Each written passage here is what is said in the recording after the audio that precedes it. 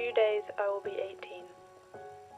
Another year older, another year closer to the future and further from the past. It's weird to think that at that very moment, when the clock ticks over, I will feel no different from the second before. But a week, a month, or a year later, I will feel completely different.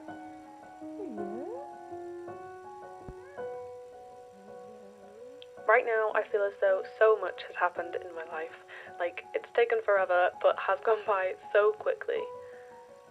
I feel like a minute ago I was a toddler running around my living room and playing in the garden, but it feels like years since I've taken my GCSE exams.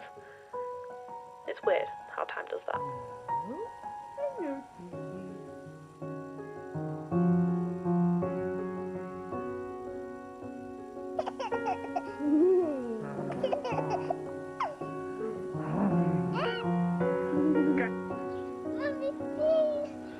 Cheese. Hi, say hi, everybody. Daniel. Joe. Towel.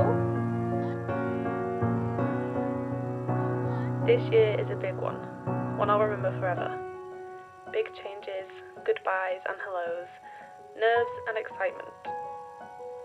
I know I'm not completely ready for it yet, but I will be, and I'm okay with that.